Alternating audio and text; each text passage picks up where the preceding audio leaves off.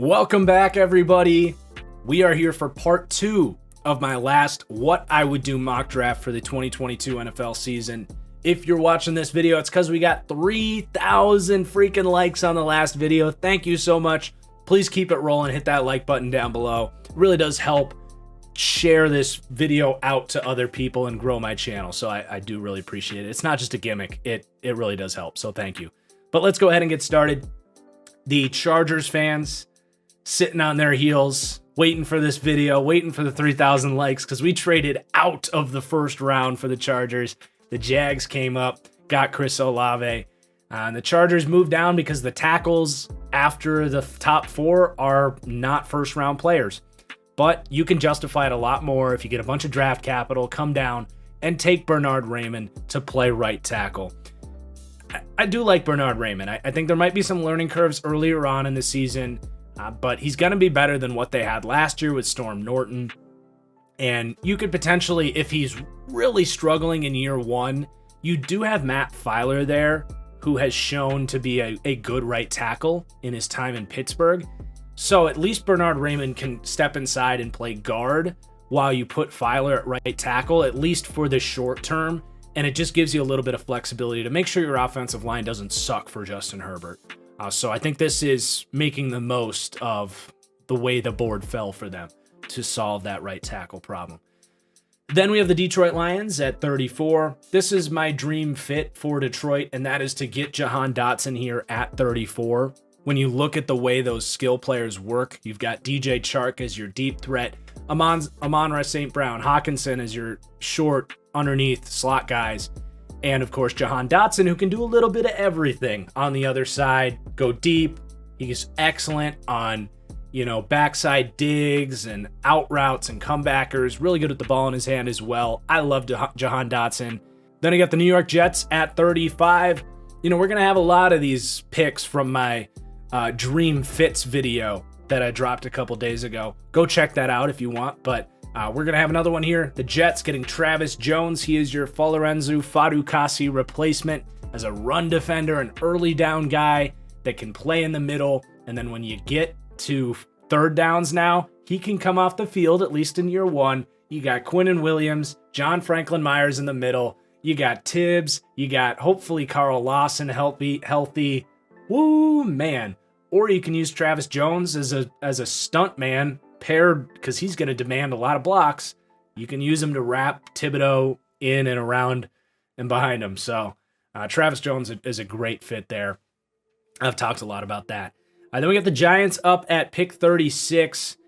We're going to just steal Arnold Ebiketie here, who just sneaks out of the first round. I love Ebiketie. He fits that 3-4 system. I think he's going to be right there next to Ojulari, and all of a sudden that's a pretty solid duo. Neither guys are like incredible alpha rushers, but you're going to be getting after the passer a little bit more with Ebiketie out there.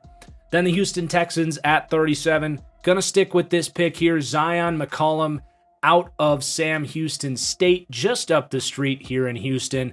We're building a culture here.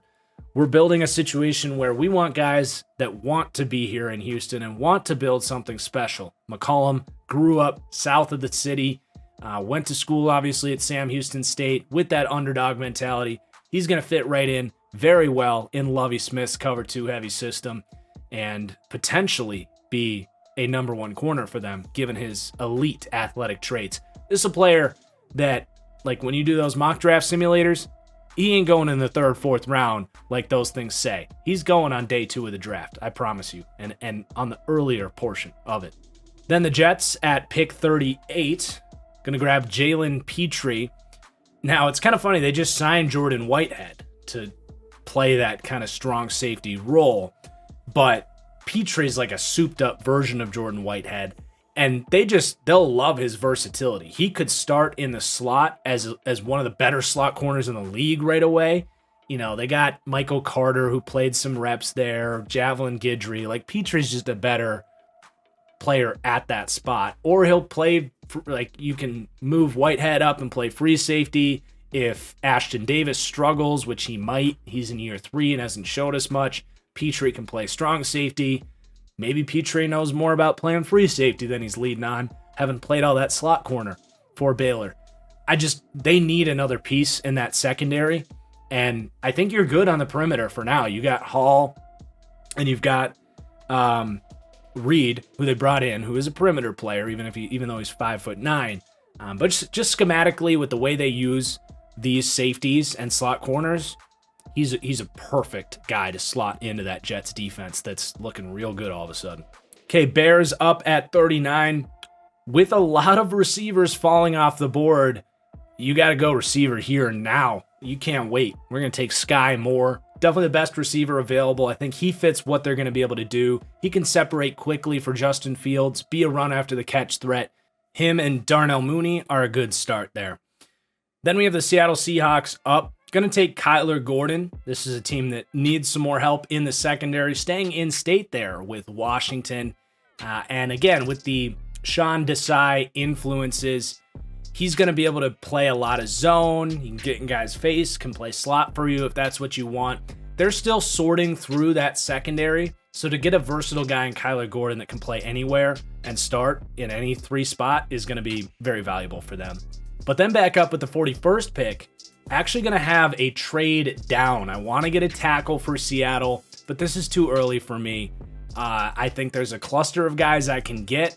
And if I can recoup some assets, I got a lot of needs on this team. If I can recoup some assets and continue to fill out in other ways as well, I'm going to do it. And I'm going to come up actually with the Buffalo Bills. We lucked out and our guy fell to us in Andrew Booth. We got a complete roster except for one position, running back. The best running back in this class is still there.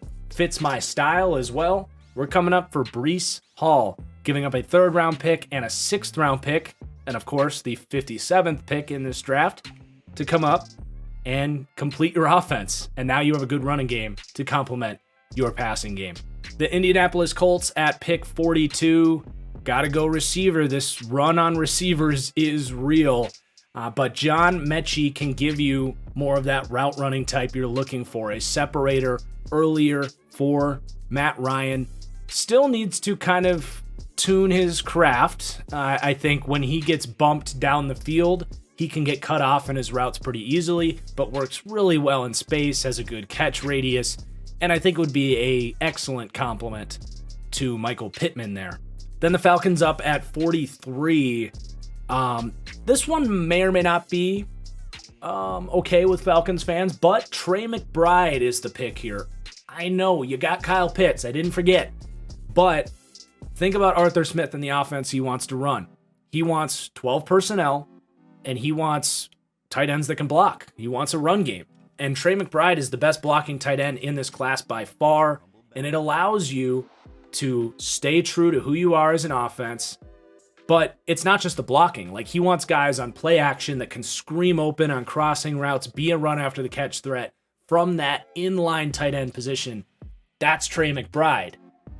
And that allows Hurts to be a receiver, to play from the wing, to play from the slot. It allows you to be fully flexible with Kyle Pitts, whereas Trey McBride is what he is. But it allows you to keep using Pitts as that chess piece while you have a full-size tight end for a team that loves 12 personnel. So I think he really fits what they want to do.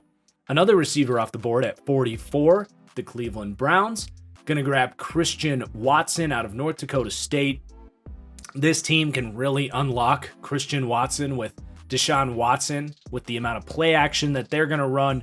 He can actually run a very similar role to the offense that they ran at North Dakota State, where he's going to run block from 12 personnel, and off of play action, you've got a very simplified route tree for him. Posts, flag routes, crossing routes. Run fast, run hard, and track the deep ball from Deshaun Watson. It's a great scheme fit, opposite of Amari Cooper there, who's going to coach him up in the route running department as well.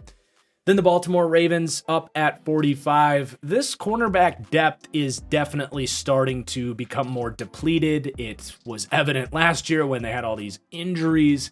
You're getting some of these guys back healthy, but I do think they need another press man corner in the building as a dime corner, as a slot corner, and someone that can play if they have injuries. So Roger McCreary is that dude. He is the perfect scheme fit. He is, technically speaking, like in his technique, the best man corner in this class. He just isn't the fastest or the biggest guy like Sauce Gardner. But if you put him in Sauce's body, you'd get an even better corner. Sauce was pretty damn good at it too. I don't want to dunk on him, but seriously, Roger McCreary has some of the best just clean press technique and feel in phase down the field in this class. And he did a great job against Jahan Dotson. He went against Jamison Williams and was right in their hip pocket for most of the game. So I like Roger McCreary here to Baltimore.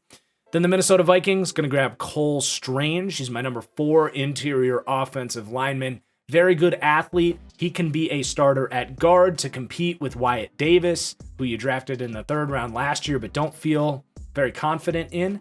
He also snapped the ball well in the Senior Bowl. You've got some struggles there with Bradbury at center. He could potentially win that job out as well. So it gives you some flexibility on the offensive line and a great player in Cole Strange. Then Washington up at pick 47. We're going to grab Chad Muma, my number 3 linebacker out of Wyoming. I definitely thought about Nakobe Dean.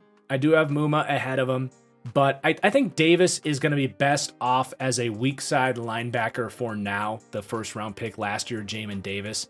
Just not as good in the run game, not as good at getting off blocks, and not quite as good at diagnosing stuff.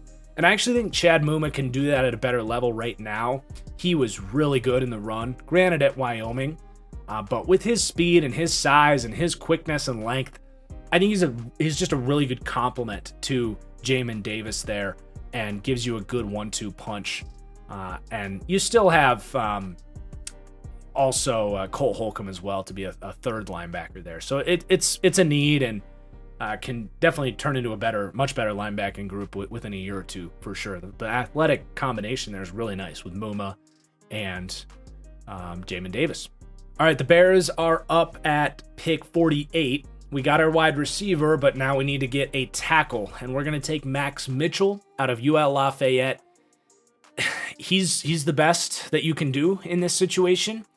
He is an excellent scheme fit. I will say that. He is a great wide zone blocker and will, if nothing else, be a great run blocker for you. But you are going to see a lot of play action, a lot of moving pockets. He's going to thrive there. He's a good athlete and, again, very comfortable in those blocking assignments. And he's got solid pass protection technique, but he's just a little bit lighter. He's got a little bit shorter arms. He's just going to be a little bit more susceptible to power. So you're going to want to protect him in those situations. But for the most part, I think you're getting a day 1 low-end starter and a guy that can also play guard if Larry Borum looks really good next year too. And then at 49, the New Orleans Saints going to take Alec Pierce out of Cincinnati. Gives you a little more of that deep threat opposite of Michael Thomas, who's going to work underneath. I think he's a better option out there than like Marquez Callaway. I think there's room for both of them to see the field as well. So we missed out on wide receiver in the 1st round. Alec Pierce, a good consolation prize in the 2nd. Then we have Jaquan Brisker to the Kansas City Chiefs here at pick 50. Really going defense heavy early on for the Chiefs. Their problem is not offense. It's not Patrick Mahomes. It's getting after the quarterback and covering on the back end. You lose Tyrann Mathieu. Reed is in, but Juan Thornhill was strangely bad last year, and his contract is coming up. I don't think he's long for the Kansas City Chiefs. Jaquan Brisker fits that hybrid style safety that they look for. He definitely has the range to go too high and even play some single high in split safety assignments, but definitely to come up, run man coverage, be that hybrid safety that they love in this system. He's a great fit and excellent value in the 2nd round. Then pick 51, gonna probably be viewed as a reach in the eyes of Eagles fans, but this is one of my guys in this class, Charlie Kolar out of Iowa State. I have a 2nd or 3rd round grade on him. He is my number 2 tight end, but Nick Sirianni actually stems from the Kansas City coaching tree, from Doug Peterson down to Frank Reich down to Nick Sirianni. So think about Travis Kelce and the way he's utilized in KC, primarily as a slot wide receiver, which to me is probably the biggest need for this team right now as a contributor in the slot. So I'd rather take Charlie Kolar here than reach for like Kyle Phillips or something like that. Kohler's a monster, man.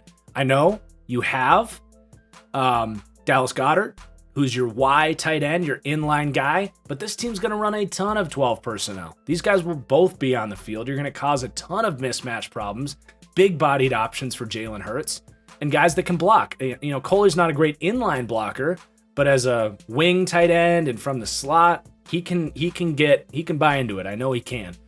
So Charlie Kolar to the Eagles at 51. And then the Steelers up at 52.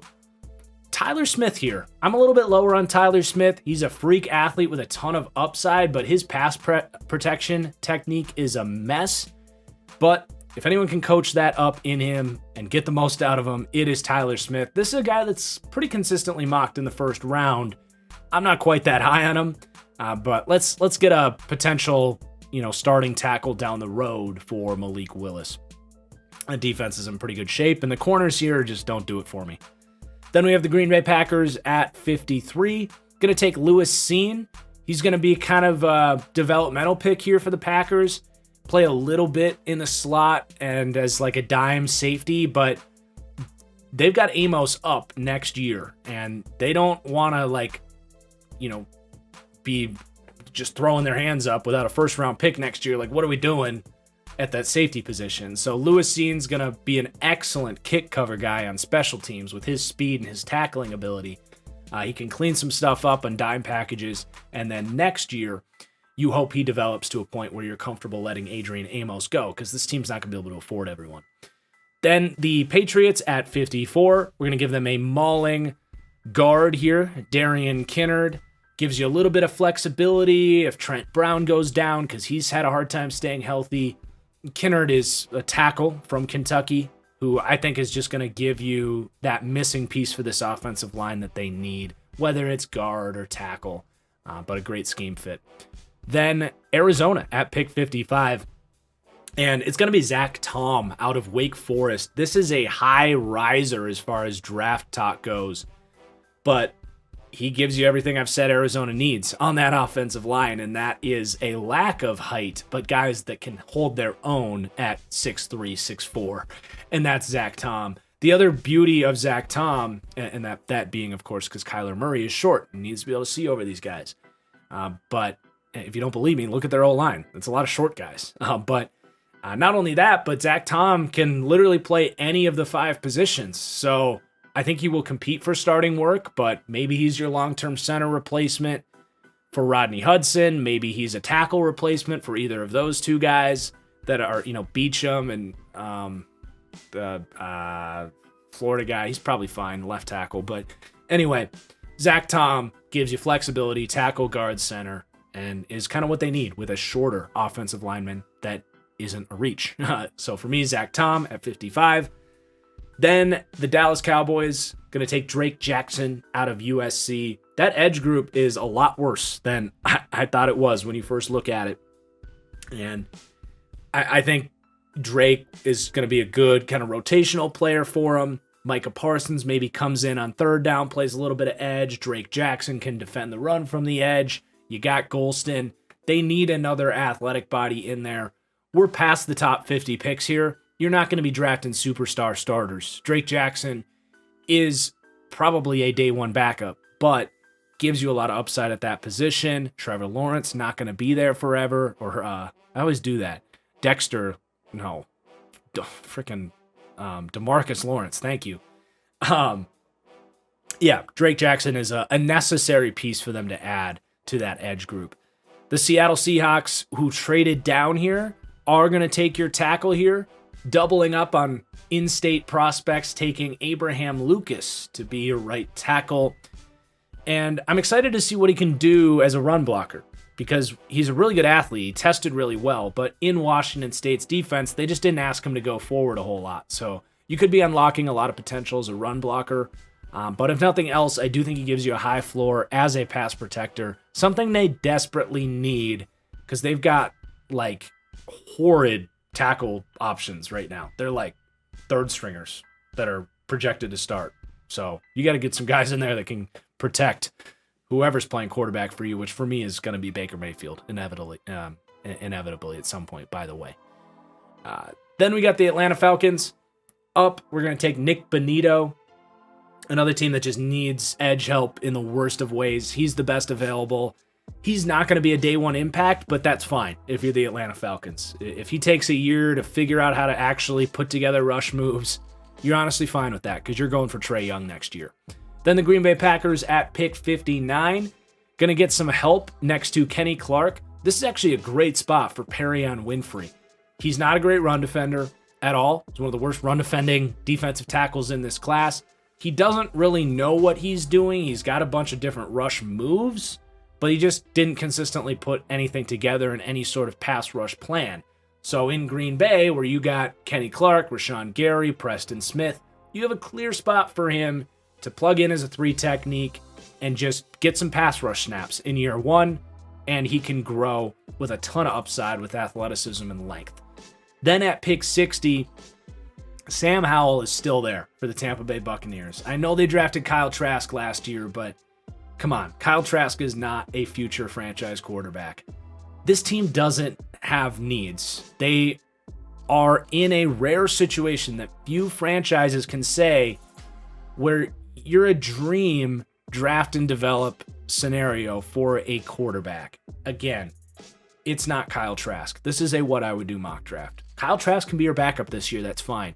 But Sam Howell could actually be a starting franchise quarterback for you, getting a year or two to develop behind Tom Brady with a great staff with Evans and Godwin and this offensive line. Like, that could be a seamless transition whenever Brady's ready to finally hang it up when he's 80 years old, I guess. But yeah, you can't pass up on the value of Sam Howell's upside this late in the draft for what? A receiving back? Like, you're not drafting a defensive tackle here. There's no one close to worth a second round pick. So Sam Howell at pick 60 to the Bucks. Then the Niners. This is going to be another one of my dream fits. Dylan Parham, really athletic interior offensive lineman with some flexibility, could compete at guard or be a long-term center replacement for you for Alex Mack. Then the Kansas City Chiefs at 62. Another one from my dream fits video. Calvin Austin out of Memphis. He needs to go to a specific spot with an accurate quarterback and a team that's willing to use him as a deep threat, because at 5'8", not a lot of teams are going to take him seriously, but he's got a release package. He has 4.3 speed. He's got hands. He is a little bit smaller version of Brandon Cooks. And the Chiefs have shown with Tyreek Hill, they'll find a way to use you in that role if you're good at those things. So I think they'll unlock Calvin Austin, and I think he can compete with Mecole Hardman, who you're probably just, I don't know if he's ever going to take that next step. You're probably going to let him go after a year. So Austin, he's not a Tyreek Hill replacement. He's not. It's more about pairing the things he does at such a high level with a team that has shown the ability to utilize speed and that talent. So there you go. Calvin Austin to the Chiefs. Then the Bengals at 63. Nakobe Dean is still available. I'm obviously a little bit lower on him. I don't think this is the craziest fall in the world, though. He is a shorter linebacker, didn't run that 40 time. I don't think he goes in the first round. So to get him at the end of the second, I don't think is that crazy. He plugs right in. You got your middle linebacker in Logan Wilson. Now you can have a weak side linebacker. Really good scheme for him. Perfect spot for him to go. Probably beats out Jermaine Pratt, but if he doesn't, you've got an option next year at weak side. Then the Broncos at the end of the second round, another linebacker off the board, Troy Anderson, sticking in that Mountain West area. He's going to come down south from Montana. This guy's built like Isaiah Simmons. 6'4", 240 pounds, 4.4 40 time, and you're putting him here with a bunch of, talent around him. I don't know if he'll start, but he'll cover kicks for you, and I think by the end of the year, he will start. He's just hasn't played a lot of linebacker, but man, the athletic duo of him and Baron Browning is like the most athletic linebacking duo ever. I don't think that's a huge stretch, just from raw athleticism. Good value there at the end of the second, and kind of fills their last remaining need, honestly, on that entire team. Okay, into the third round, picking up the pace for sure. The Jacksonville Jaguars up we're going to take Logan Hall. We haven't addressed defense yet, but he gives you something that I think can play nicely with Kayvon Chason, who I'm not entirely giving up on yet. He's still only like 22 years old. You've got a new staff coming in. But Logan Hall is going to be kind of an early down edge and a later down interior rusher. So you can kind of keep Chason in just a third down rush specialist role while Logan Hall does some of the dirty work earlier. You get that power from Logan Hall on the inside. It's a really nice landing spot for Logan Hall. Then the Detroit Lions at 66 need to get some defensive back help here. Jalen Armour Davis is your prototypical developmental corner, athletic, full-sized corner out of Alabama, putting him with Aaron Glenn in Detroit. I think you can turn him into a starter. The New York Giants at pick 67, going to take Jake Ferguson, tight end out of Wisconsin, day one starter for them. Plugs right in as a good run blocker, a good Y tight end, someone that can get open in the short game for Daniel Jones. Then at pick 68, you might be wondering, where the hell is Kenny Pickett? Like, what's going on here? Look, there's an opportunity cost when you draft a quarterback. And if I'm drafting for these teams, I'm not very interested in drafting Kenny Pickett, especially for some of these teams like Seattle and Carolina who still need a starter. Why spend a pick on Kenny Pickett and kind of invest in him for a year or two when you can just go get Baker and go get Jimmy, and if it fails, you can just move on for nothing. Like, I think there's an opportunity cost with Kenny Pickett. He'll probably go before this. I think some of these quarterbacks are really going to fall for that reason. But that said, at 68, I think the Texans have to take Kenny Pickett as an insurance policy. Like, I think you can still start Mills right away. It provides extra inspiration to him to get there early and really try and hit that potential. But I just think, like, what if you do miss out on Bryce Young and you have a surprisingly good season? Like, what are you going to do? Kenny Pickett gets to play in good climate in an indoor stadium here in Houston. And maybe he is, like, really good, you know? Maybe he is this mental genius and you get a look at him and you're like, whoa, like, this guy's awesome. They did the same thing last year with Davis Mills. So I just think you've had a good draft to this point. Kenny Pickett's got value. And maybe you play him, he looks good, and you're still able to take Bryce Young. I still think you could turn around and get something for Kenny Pickett later. And you'll see maybe a 4th round pick in a year. I think it's a good process to bring in Kenny Pickett at this point. The San Francisco 49ers. This was part of the Deebo Samuel trade for the Jets.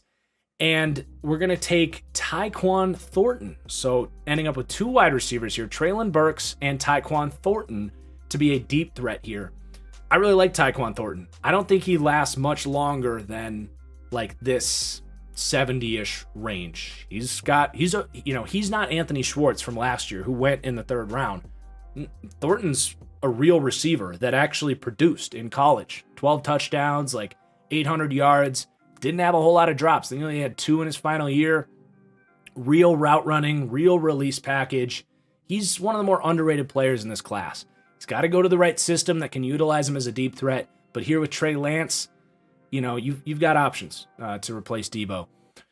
And then the Jacksonville Jaguars at 70. Going to take another defensive player here. It's Nick Cross out of Maryland.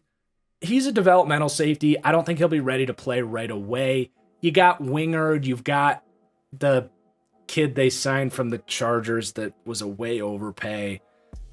Anyway, you've got kind of Band-Aid options there. But I think Nick Cross can become a starter there. Next to Andre Sisco, by the way, where you'd have a nice kind of East Coast athletic duo there. 2 really exciting skill sets down the road when they can eventually develop together to be those guys. Then the Bears are up. I'm going to take Neil Farrell. This team needs defensive tackle help in the worst of ways. Hicks is gone. Nichols is gone. They missed out on Ogunjobi. This is a bad defensive tackle class, but they need somebody that can help. And Neil Farrell's one of the 2 remaining players that can do that right away. This is the same staff that turned Grover Stewart into a $10 million defensive tackle with Matt Eberflus there. So I think Farrell can be the Grover Stewart for this defense. And then the Seattle Seahawks at pick number 72.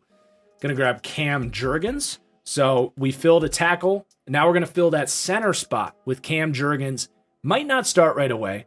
Ethan Pocic still there, but Jurgens is a dream fit. You still have this wide zone, Sean McVay inspired offensive scheme here. So Cam Jurgens running that system.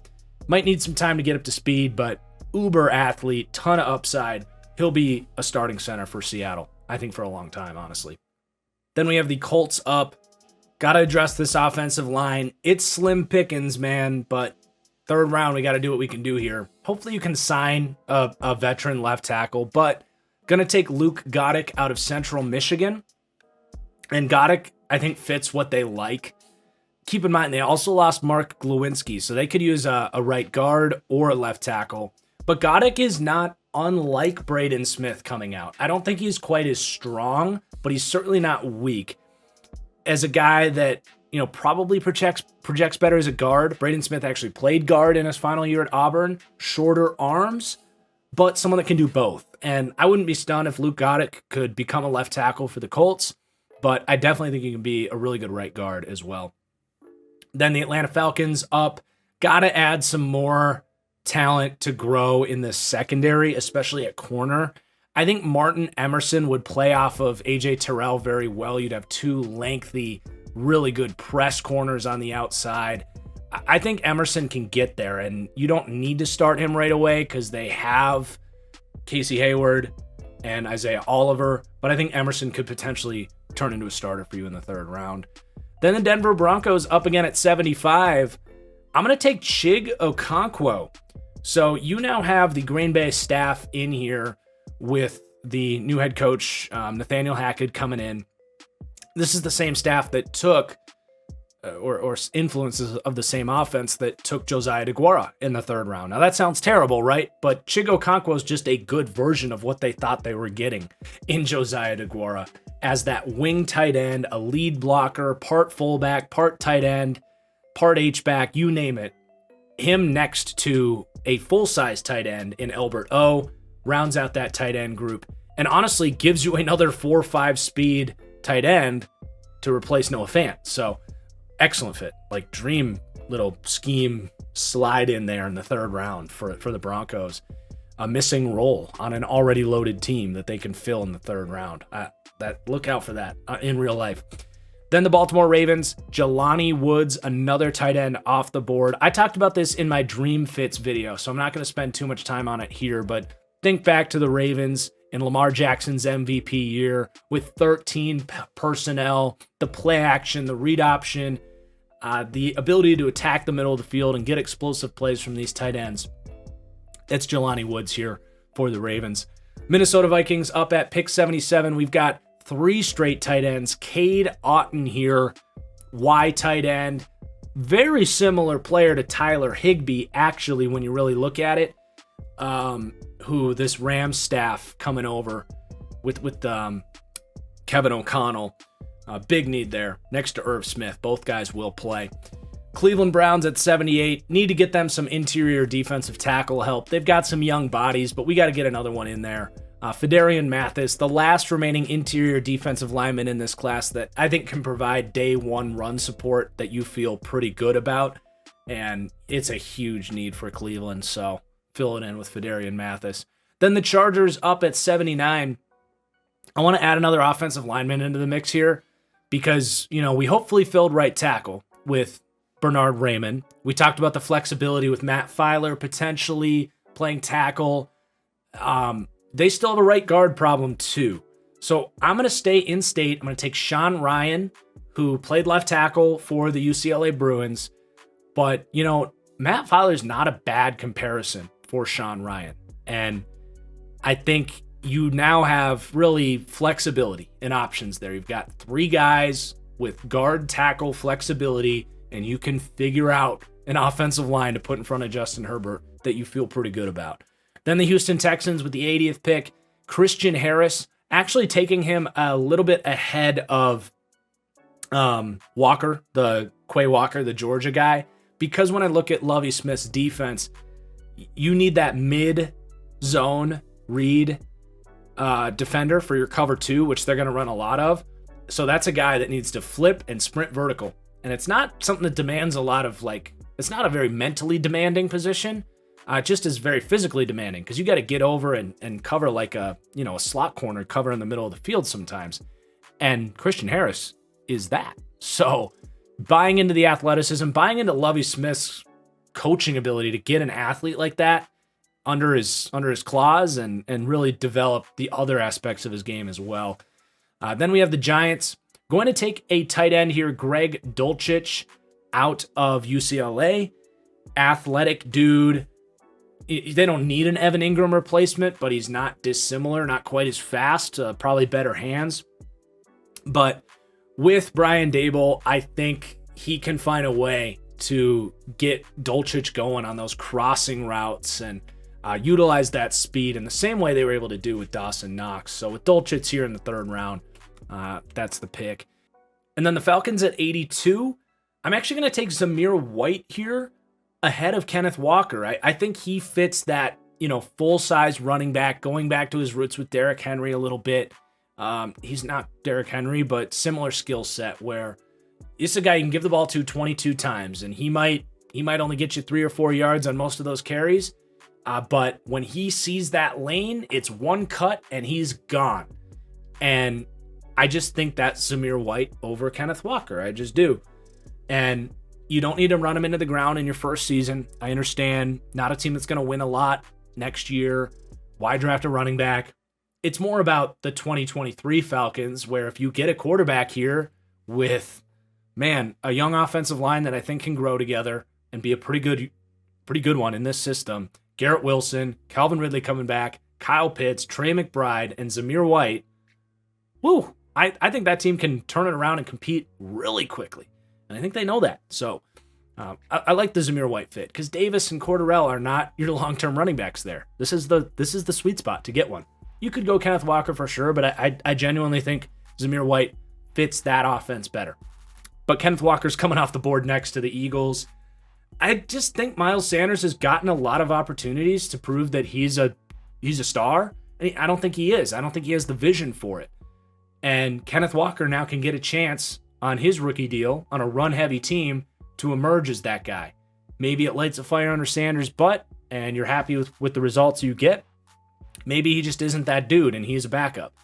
But Kenneth Walker in this offense that they're going to want to run the crap out of the football, it's a necessary upgrade. I like Kenneth Gainwell, but double Kenneth's here. Kenneth Gainwell's a 3rd down back. So I do think this is a really good fit. Kind of going a little bit back to their LaShawn McCoy days a little bit with how speedy and elusive Kenneth Walker is. Then at 84, we've got another quarterback slipping here, Desmond Ridder. Again, that opportunity cost. I don't know if he'll fall this far. He probably won't, but you got to have the right fit to draft a quarterback. You got to have a team that wants to invest a top second round pick on a quarterback. Make that commitment. For Washington, this is too good of a player to pass up this late. You have a very good roster that you're not drafting anyone at 84 that's going to change the game for you. You've got Carson Wentz, who's injury prone and mistake prone. Let's see what Desmond Ridder can do as a backup. A team that, again, probably not drafting super high next year. So I think drafting a quarterback in the 3rd round, if a Ridder or a Pickett fall like that, really does make sense. And you're not committing so much that if you don't feel good about him in 2023, you don't have to commit to him at all. Then the New England Patriots up at 85. Gonna get them some defensive back help with Damari Mathis. Very physical, press corner, a playmaking guy. And someone that, if Belichick can coach up some zone feel for, can potentially start for them. He's a really good athlete, an underrated athlete, and definitely fits their system as a man corner and someone that will be coached up in zone there. The Raiders at 86, Daniel Falele. Talked about this in my Dream Fits video. This was their guy in the 3rd round to gamble on that athletic upside. It's very similar to Orlando Brown, who fell to the Ravens in the 3rd round because of athletic concerns. You have Josh McDaniels coming over, who has worked with Trent Brown, among other bulky, oversized tackles. It is the scheme fit. It is the type of tackle McDaniels likes. I think he could start at right tackle sooner rather than later for you and potentially be a superstar tackle someday. He is a freaking mammoth of a human being who moves better than he should be able to at that size. Then we have the Arizona Cardinals in the third round taking Pierre Strong Jr. Simply put, gives you an explosive aspect and a receiving aspect that you're not getting in James Conner. James Conner comes back here on the contract extension, but you want that explosive element in your run game as well. And Pierre Strong has shades of LaShawn McCoy, shades of shady, if you will. Excellent value in the third round. Then the Dallas Cowboys at pick 88. Going to get some safety depth and a potential starter long term. Kind of investing in the depth of that defense a little bit more. The Seattle Seahawks at pick 89. This was part of that trade down in the second round. Are going to take Alontae Taylor. So another cornerback here. This cornerback room is very thin. Very, very thin. And he, to me, can play outside corner or even convert to safety. He had very good zone instincts at Tennessee, which is something they're going to want to do a lot of with Sean Desai. Probably not going to start right away. But I don't think Sidney Jones is like a long-term answer there. I think Alontae Taylor can develop in this system and potentially be a starter in 2023 for you. The Tennessee Titans up at pick 90. Going to take Myjai Sanders.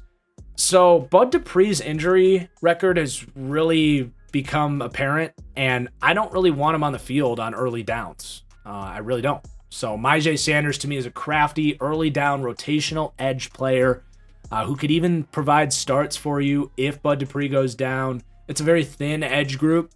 He has similar skill sets as well to what Harold Landry does on the other side. So he's going to play 300, 400 snaps for this team as a third edge player. He gives you that and probably nothing more. But we're almost in the fourth round here. I'm not going to say it's a starting role, but that's a lot of snaps for a guy to play in this round and be an effective player for that defense.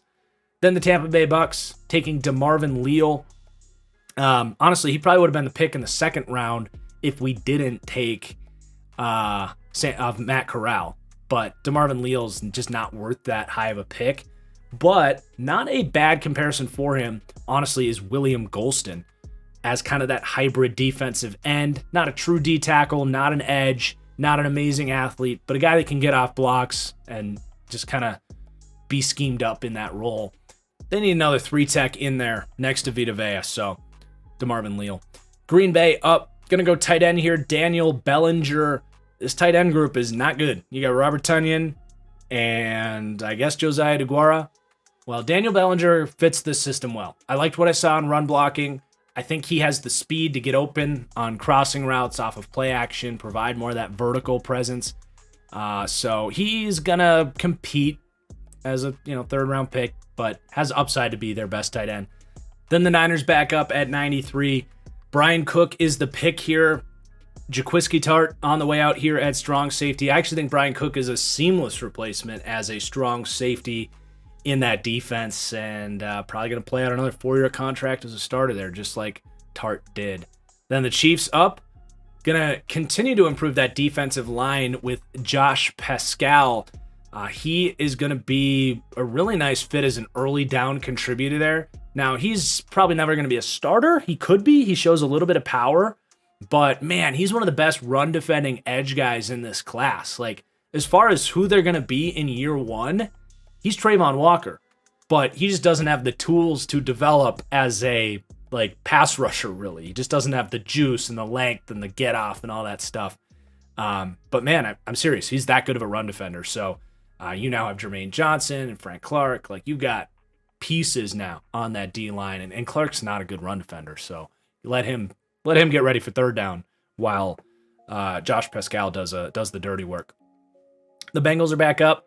Going to add to this tight end room. They signed Hurst, but they lost CJ Uzomah, and they haven't gotten that next step up from Drew Samples. So going to stay in state. Jeremy Ruckert out of Ohio State. If nothing else, gives you a good blocker right away and a good complement to Hayden Hurst, who's not a good blocker. But yeah, Jeremy Ruckert out of Ohio State. Denver up at 96. This roster's pretty full. I'm going to take Carson Strong. And I know what Broncos fans are thinking, but this is more about like an investment in just a valuable asset, because I think if you can show that Carson Strong is able to get healthy, like you could flip him for a second round pick in the future. Like I think there is a chance. It's all about just people just don't want to spend a lot of capital on Strong because of, the injury risk. But if he's healthy, I do think he's the best quarterback in this class. I really do. So I don't think you're going to turn him into a first round pick, but hey, you get a higher upside backup and an asset for your team. Russell Wilson's not going anywhere, but he's been injured now. He's getting up there in age. You just never know. And they don't have any needs. There's no one here in the end of the third round that's like oohing and ahhing me. Their roster's complete at this point. So we're going to take Carson Strong because I just think he's a way more valuable asset to take at this point. Then we have the Tennessee Titans up. They got this pick by trading down, and you can see the value in it because they get Alec Lindstrom out of Boston College. And, he's probably not going to start right away for you. He might start at left guard, but your center's 33, 34 years old. It's time to think about a long-term replacement there. And Alec Lindstrom has that athleticism to play this wide zone blocking scheme that they have. So a potential out for your long-term center. The Saints up at 98. It's going to be another one from my Dream Fits video, Dameon Pierce out of Florida. You need someone that can play when Kamara gets suspended. So this is a team that wants to win right now. You get a day one impact as a starting caliber running back, a lot of toughness. And then he slides in as that thunder to Alvin Kamara's lightning when you get Kamara back. The Cleveland Browns up. I'm going to take Velus Jones, adding to this very thin receiving group. He's another athlete to get in there, a guy that can return kicks and develop. I think he's got a lot of talent, and Cleveland is a very complete roster. The only part of that roster that's just terrible is the receiving group outside of Amari Cooper. So we got Christian Watson. He's no guarantee. And Velus Jones, you got Anthony Schwartz. You got a lot of dart throws at really good athletes that you hope some of these guys can really get brought along in that system.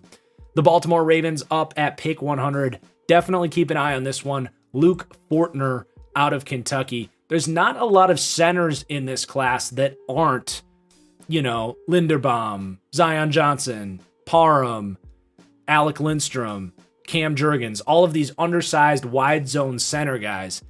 That's not what the Ravens want, and they have a need at center. Luke Fortner is actually the power blocker that can move guys up front. Really experienced guy. He could actually potentially start for them at center. So keep an eye on the Baltimore Ravens really liking Luke Fortner out of Kentucky. Great scheme fit for them. And a need.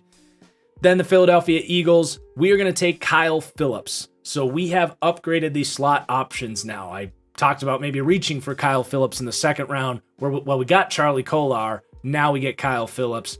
You've got real options underneath. You've got Devontae Smith doing everything. You do have Quez Watkins as your deep threat there. Of course, not TJ Hawkinson, Dallas Goedert. So a very complete group of skill sets. You didn't get that true number 2 starter next to Devontae Smith that you might have hoped for, but you got a plethora of options and ways for Hurts to go with the football while you improve that secondary greatly. Then we got the Miami Dolphins. Not a whole lot of talent left as like a day one contributor, especially on the offensive line. We've taken a lot of linemen here. So I'm going to invest in an athlete that's really good in press man coverage, Tariq Castro Fields. Played a little bit more zone at Penn State, but man, when he was in press man at the Senior Bowl, he was one of the only DBs winning consistently. Really good testing numbers. He's got size and length.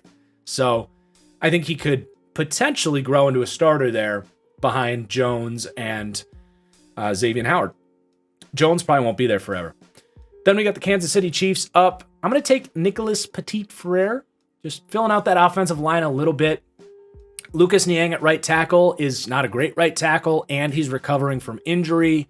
You have Orlando Brown playing on the franchise tag. Just looking down the road a little bit, Petit-Frere has the tools to develop, but not an impact right away. But my best remaining tackle and a good value for him there. The Rams up at pick 104, their first pick of the draft, going Cordell Flott out of LSU. He's a slot corner. It's what he played at LSU mostly. When he stepped outside at the end of his junior year, he didn't look quite as good. He doesn't have great long speed, but I really liked his zone feel from the slot, and I think that's something that could really play in their zone-heavy system. I know they like Jalen Ramsey in there a lot, so they'd have to kind of figure that out, but I think as a true slot corner, other than Jalen Ramsey, I think he'd be probably their best guy for that role, and they need some help in the secondary there. So you could be you could be squeezing in an impact kind of third down slot corner for you, and you can continue to use Jalen Ramsey wherever the hell you want. And he has the experience to play outside as well. So like, you can stick him out there in a quarters heavy system. I think he can continue to learn those zone field, that instinct. He's just not a press man guy. So that's fine for the Rams. They don't run a lot of that. And then the last pick here, the San Francisco 49ers, gonna take Marcus Jones out of Houston. My comparison for him is Kwan Williams.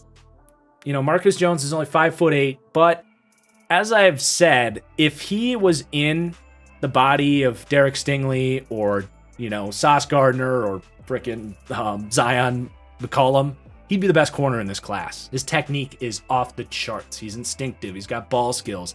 He's a natural athlete with the ball in his hands. If nothing else, you're getting a weapon for Kyle Shanahan to put on offense in the Deebo Samuel role. Like, seriously, this guy is nifty with the ball in his hands. He can return kicks.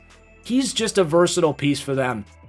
We've seen them use shorter corners in the slot with Kwan Williams and be just fine. So they don't need a day one starter in the slot. They have pieces, but they need some depth there. He's just a nice asset for that team that I think they could use in a lot of different spots, special teams, offense, defense, you name it. He did play a little bit of offense for Houston, by the way. They got him going on jet sweeps and stuff, which we know the Niners like to do. But wow, there we go. All 3 rounds done. Day 1, day 2. I'm going to get out of here before this video gets over an hour long. It might already be. But thank you so much for watching. I hope you enjoyed. And we will see you with a lot more draft content this week. We got sleepers coming out. My guys, not my guys. We'll have a predictive mock. And of course, that live stream on Thursday night, Friday night, Saturday, all day. We'll see you there. Thank you for watching. Peace out.